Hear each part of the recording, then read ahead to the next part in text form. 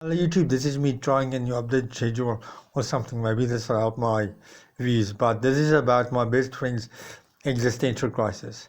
Now, as you know, an existential crisis occurs when one realizes that life isn't permanent.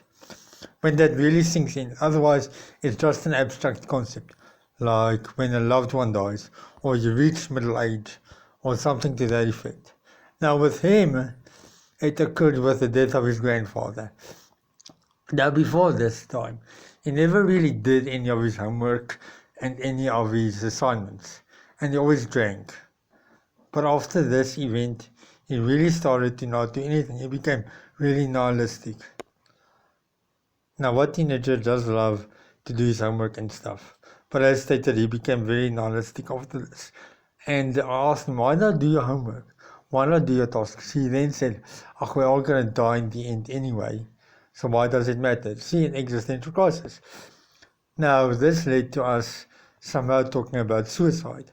And he came up with a great point to this, of why do we prevent people from attempting to take their own life? Why? Because they're going to die anyway. They're not going to exist forever. They could get hit by a bus after one therapy session at 23, boom, dead. So what's the point in stopping them? As you can tell, he wasn't a particularly happy person at this time. He became very much like Albert Camus, wondering why not commit suicide. But he did not come up with the myth of Sisyphus as a reason to stay alive. You must imagine Sisyphus happy. Okay, great. But he didn't come up with it. He began drinking more and more and eventually became an alcoholic. He was later on diagnosed with bipolar disorder. See, the grief and the existential crisis led to bipolar disorder, which ended up with him attempting to take his own life a few times. One time he tried to drink himself to death using vodka. But it brings up an interesting point. I couldn't come up with an argument of why is suicide prevention so important, given the fact that they are going to die anyway. And one of the scary parts of death is how you go out of this world. And if you have control over it, it makes it that much less scary. I spoke to him about grief, and he said, well, people grieve when somebody dies in a car accident, a heart attack, so on and so forth. So I couldn't really come up with argument. Maybe there's one person that's not going to get so much shit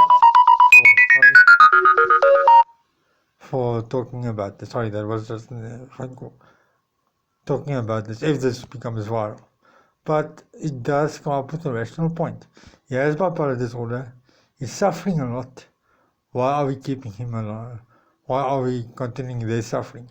So that we don't have to.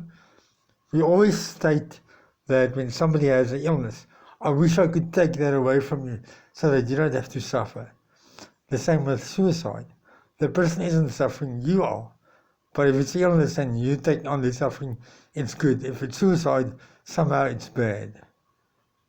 Note, in both cases, there's a transfer of pain. In both cases. Just something. I'm hoping people can come up with an argument against this. And if there's ever, God forbid, is a video of mine that goes viral, I'm going to be in so much shit.